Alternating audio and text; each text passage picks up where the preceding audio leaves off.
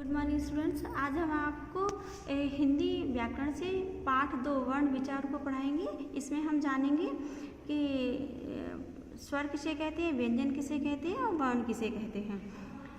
भाषा की वह लघुत्तम स्वीकृति ध्वनि जिसके और टुकड़े नहीं किए जा सकते वर्ण कहलाती है। उदाहरण आ, ब, श आदि।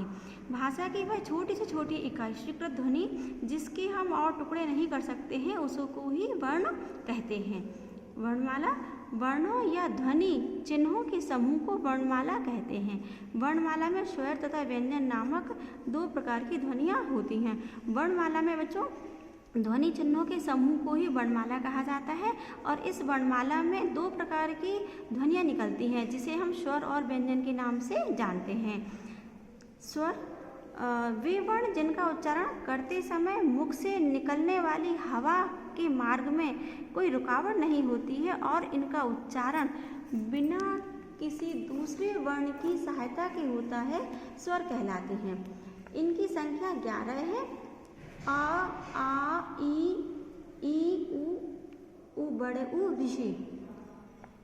बच्चों वे वर्ण जिनका उच्चारण करते समय हमें कोई रुकावट नहीं होती। वर्णों का जब क्रिएशन होता है हमारे गले में, मुख में या तालु में, जब वर्णों का हमारा एक साउंड की जो ध्वनि निकलती है और उसमें कोई रुकावट पैदा नहीं होती है और हम इजी गोइंग उन वर्णों को बोलते हैं, उन्हें ही हम स्वर का रूप देते हैं, उन्हें ही हम स्वर कहते हैं। जैसे बच्चों आ, ई, बड़ी ई, आप इसको बोलेंगे तो इसे में आपको बोलने में कोई भी रुकावट पैदा नहीं होगी, कोई भी जो हवा है वो रुकेगी नहीं। आप इसको स्वयं भी बोल कर दे सकते हैं जैसे आ, ई। आप इसमें ऐसा महसूस करेंगे कि आपके बोलने में कोई भी रुकावट बाधा नहीं आ रही है। जब हम बिना रुकावट के इन वर्णों को बोलते हैं उन्हें ही हम स्वर बोलते हैं। व्यंजन वे वर्ण जिनका उच्चारण करते समय हवा रुकावट के साथ मुख से निकलती है और उनके स्पष्ट उच्चारण में स्वरों की सहायता लेनी पड़ती है, व्यंजन कहलाते हैं। इनकी संख्या 33 है।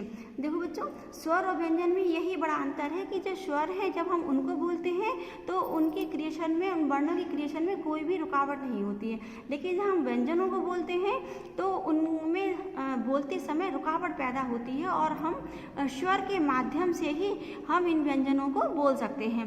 जैसे कि का, ख, ग, घ, अड़ा, च, छ, ज, झ, या। इसको पढ़ते समय आप देखेंगे, महसूस करेंगे कि इसमें रुकावट पैदा हो रही है। हवा जो है, जो वायु प्राण है, वो हमारे गले के अंदर रुक रही है और ये स्वर के साथ ही इनको हम बोल पा रहे हैं। इनकी जो कुल संख्या है वो कितनी है? 33 है और इनको 5 वर्गों में मुख्य रूप से बांटा गया है।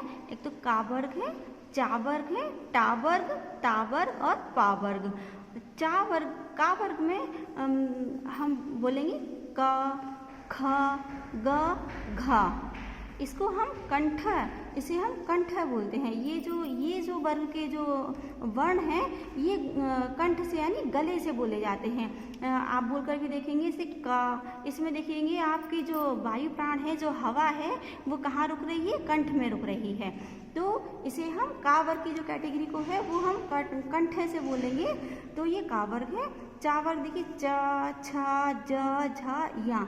जो ये चा वर्ग है वो कंठ से ऊपर जो तालु होता है वहाँ जाकर हमारी जो वायु प्राण है वो रुकती है। तो जो वायु जहाँ रुकती है और फिर जो वर्णों का क्रिएशन होता है वो उसको तालव्य बोला जाता है।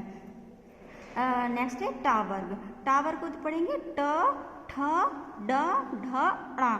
ये मूर्धन्य बोला जाता है। जो मूर्धन्य वो है जो सबसे पहले कंठ होता है, इसके ऊपर तालव्य होता है, इससे ऊपर मूर्धन्य होता है, जो तालव्य से ऊपर होता है। जब हमारी जीभ जब टा बोलते हैं तो वहाँ देखिए तालु में जाकर रुकती है और फिर उसके बाद जो ध्वनि निकलती है, जो वर्ण क्रिएशन होता है वो मूर्धन्य कैटेगरी में रखा जाता है।